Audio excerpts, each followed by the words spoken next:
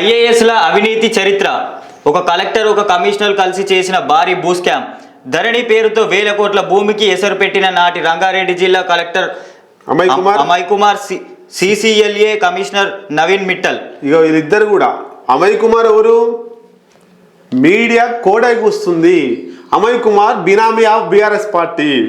ఈ నవీన్ మిట్టల్ కూడా బీఆర్ఎస్ పార్టీకి బినామీగానే ఉండే.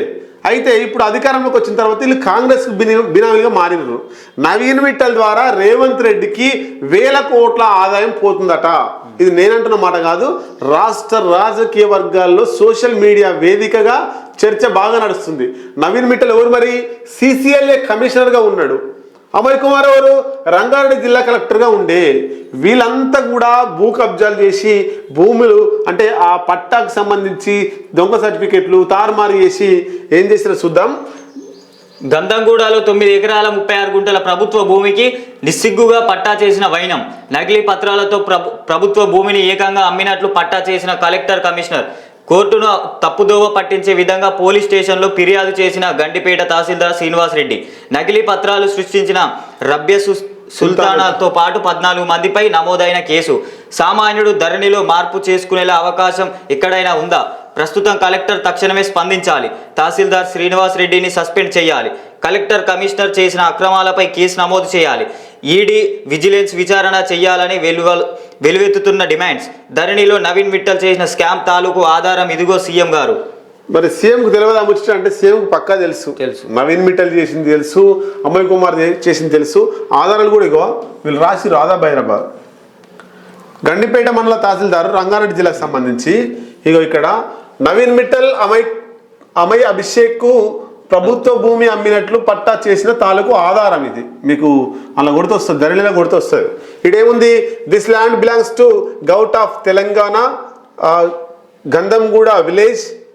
ఇది సర్వే నెంబర్ అని రాసి 51 అని రాసిర్రు. నాడు ఇదే కలెక్టర్ నిషేధిత జాబితాలో పెట్టిన తాలూకు ఆధారం. నిషేధిత జాబితాలో పెట్టిండు. అంటే వీళ్ళంతా కూడా ఏం చేస్తున్నారు?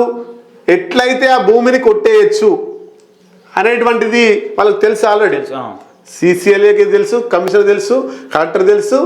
తహసీల్దార్ తోటి ఆయన ఏం చేయించారు? నకిలీ పత్రాలతో ప్రభుత్వ భూమిని ఏకంగా అమ్మినట్లు పట్టా చేసిన కలెక్టర్, కమిషనర్ వాళ్ళు చేసిర్రు. కోర్టును తప్పుదోవ పట్టించే విధంగా తహసీల్దార్ శ్రీనివాస్ రెడ్డి తోటి పోలీస్ స్టేషన్లో ఆయనతోటి కంప్లైంట్ చేయించారు. మరి ఇప్పుడు వచ్చినటువంటి కలెక్టర్ అన్న దాని మీద న్యాయ విచారణ చేసి ఆ తహసీల్దార్ని సస్పెండ్ చేయాలి. నకిలీ పత్రాలు సృష్టించినటువంటి రబ్బే సుల్తానా 14 మంది మీద కేసు నమోదైంది. వాళ్ళ మీద ఏం చర్యలు తీసుకున్నారు? ఈ తహసీల్దార్ మీద ఏం చర్యలు తీసుకుంటారు?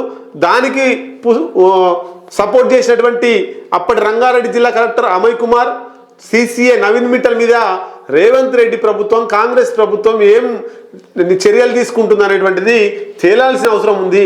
కలెక్టర్ స్థాయి వాళ్ళే అట్లా చేస్తే కింది స్థాయి రాజకీయ నాయకులు కావచ్చు, ఎమ్మెల్యేలు, అధికార పార్టీ వాళ్ళు ఇంకా ఏ స్థాయిలో చేస్తారో ఒకసారి ఆలోచించుకోవాల్సిన అవసరం ఉన్నది.